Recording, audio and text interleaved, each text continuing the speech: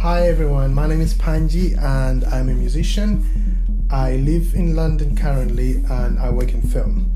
I'm part of the Hillsong Church up here in London, and currently I serve on 3 different teams, and that's the worship team, the film team and the graphics team. It's amazing how we have such a varied way of doing church, all across the world. Different cultures and and different parts of the world have sort of like different ways of how they do church, but ultimately we serve one God and we have a common goal, and that is to preach the gospel. And so no matter how you express church, you find that everything that you do is because of the commission that you have to preach the gospel.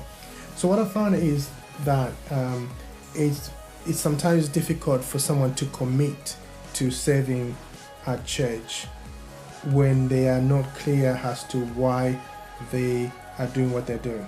So let me give you a quick example. Let's say your church is organizing like a youth event on a Friday night or Saturday night, and your leader comes to you and says, "Hey John, I want you to come and serve, I want you to come and play guitar at this event we've got." Obviously, because you love what you do, you're going to be happy to go and play, okay?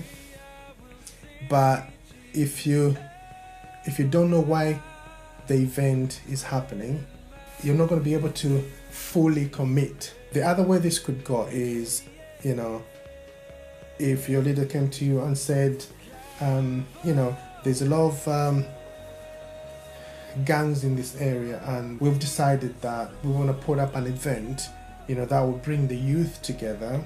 And the reason we're doing this is because we want to help. You knowing that the event is happening so that you could save lives, so that you could help these youths connect and come to know God, you're going to commit in a different way. You're going to commit passionately because you understand why the event is happening and the part that you're playing in that. So this is what I love about Hillsong, because we're constantly reminded of that.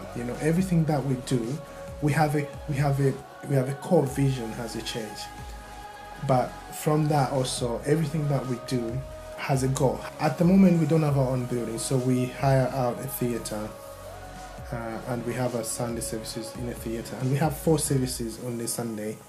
And so you can imagine, because we don't own our own building, we have to set up and set down every single Sunday.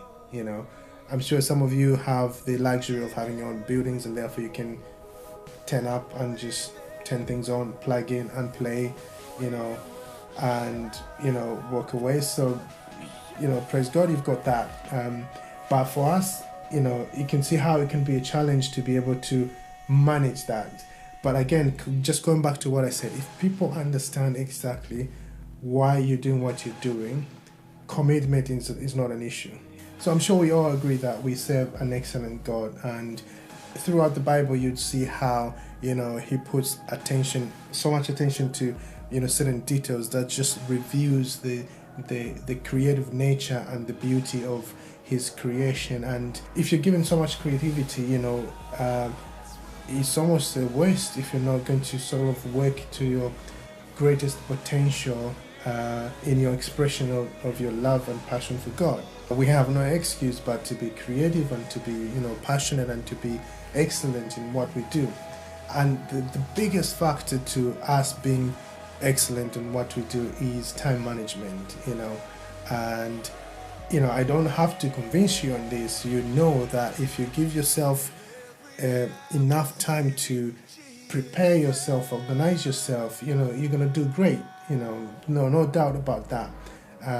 But a lot of times we have excuses. We find ourselves doing things last minute. But I think if we're really serious and we want to do the best for God, we should try and manage our time well. I believe that you could do great things without having like the super duper equipment that other people have.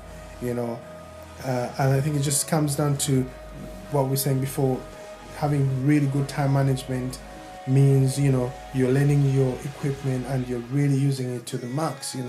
If you understand the equipment that you have, you can really utilize it and do great things with it without having to think that, oh, I can only do great things if we upgrade what we have to the next thing, you know. And after you've had either your service or your event, it's very important to review.